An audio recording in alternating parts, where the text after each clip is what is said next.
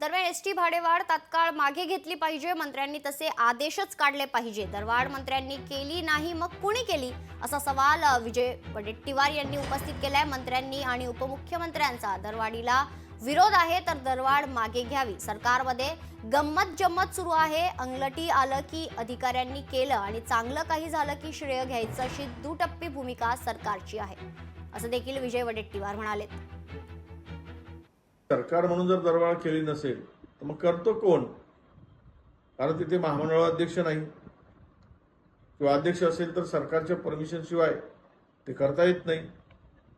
म्हणून मला स्पष्ट आमची भूमिका आहे की आता ती मंत्र्यांनी नाही म्हटलंय, उपमुख्यमंत्री नाही म्हणतायत, त्यामुळे आता ही दरवाढ त्वरित मागे घेण्याचा आदेश काढावा आणि गरिबांच्या जी जीवनवाहिनी आहे, सामान्य माणसाची, मध्यमवर्गीय, गरीब, मजूर, कामगार या सगळ्यांना दिलासा द्यावा। तब्बल 15% भाडेवाढ एसटीने केलेली आहे। सर्वसामान्य माणसाची ही एसटी आहे।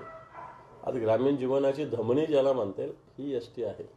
हिची 15% भाडेवाढ सर्वसामान्य माणसाचं कंबरडं मोडणार आहे आणि म्हणून शिवसेनेच्या वतीने ही भाडेवाढ मागे घेण्यात यावी याच्यासाठी आंदोलन मराठवाड्यात आज आम्ही पुकारलेलं आहे। मला असं वाटतं उद्या महाराष्ट्रात सुद्धा सगळीकडे होईल।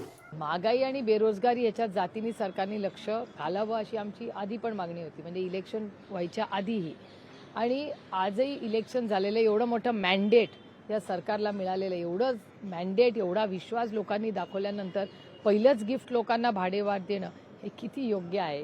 किंवा आता अनेक एजंट स्कीम्स आहेत त्याच्यामध्ये झालेला भ्रष्टाचार आहे, मग त्याची इन्क्वायरी ते लावणार का?